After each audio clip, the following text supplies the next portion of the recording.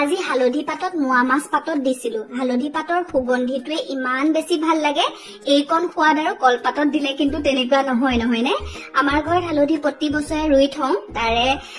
গুৰিও খাও আমি সুন্দৰকৈ পাত যেতিয়াৰ পৰা হয় মই কিন্তু ৩-৪ বাৰ মাছ পাতত দি খামেই আগতে আইতাহঁতে কৈছিলে হালধি পাতত দিলে তৰা পাতত দিলে এনে ধৰণে মাছ ভাপত দি খালে গাৰ বিষ কমে আৰু স্বাস্থ্যৰ উপকাৰিতা এই বস্তুবোৰ আমি পালে মাজে মাজে খাব লাগে তাৰে ৩টামান পাত চিঙি আনিলো লগতে মছন্দৈ পাত ৩টামানো ললো এয়া নেমু আছে আমাৰ ঘৰতে নেমুৰ পাত ৩টামানো ললো এনে ধৰণে থলুৱা জুতিবোৰ সোৱাদ আমি নিজেও লব লাগে আৰু ল'ৰা ছোৱালীকো শিকাব লাগে যিহেতু উপকাৰিতা লাগিলে ৩-৪টা মাছেই খাওক ভালদৰে মোৱা মাছখিনি পেটু এৰাই লৈ ধুই ললো ধুই লোৱাৰ পিছতে এতিয়া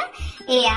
হালধি পাতত দি দিলো নেমু পাত দিলো মছন্দৈ দিলো নহৰু অলপ ফৰহকে কুহিয়াই দিছো জলকীয়াও 2টা খুন্দি দি দিছো এতিয়া নিমখ এচামুচ দি ইয়াতে 3 চামুচ মান জুখাই মিঠাতেল দিছো ইয়াত মই হালধি ব্যৱহাৰ নকৰো হালধি পাতত যেতিয়া মই মাছ পাতত দিও তেতিয়া হালধি নিদিও আপোনালোকে দিলেও দিব পাৰিব কেতিয়াবা যদি পায় সুবিধা মতে খাবচোন বহুত বেছি ভাল লাগে আগতে মই বহুতবাৰ ভিডিঅ' শ্বেয়াৰ কৰিছিলো তাৰ পিছত বহুত ভন্টি বাইদেউহতে বনাই খাইছে আৰু কয় বোলে খুব সোৱাদ ভৰা হয় এতিয়া টুপুলাটো ভালদৰে গাঠি দিম মই 3টা পাত দিছো তেতিয়া সুন্দৰকৈ সিজিও যায় তলফালে ওলাইও নাযায় কলগছৰ এডাল চুচ কাটি আনি ভালদৰে বান্ধি দিলো যেহেতু আমাৰ ঘৰত কলগছ আছে তেতিয়া আৰু খুল খাই নাযায় এতিয়া আধা ঘণ্টামান সময় ইলুটি হিলুটি কৰি কম জুইত সিজাই থাকিম আমি পাতত দিয়া কৰিলে সদায় কম জুইতে কৰিব লাগে তেতিয়া সুন্দৰকৈ সিজায় এয়া ভালদৰে সিজি আহিলে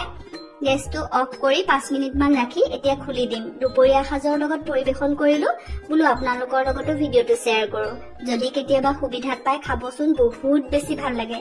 গোন্ধটো যে একেবাৰে নাকতে লাগিছেহি আমাৰ দুপৰীয়া সাজত আছিল মাংস নেমু টেঙা চেপা দাইল ভেকুৰি গুটি আলু ভাজি আৰু পাতত দিয়া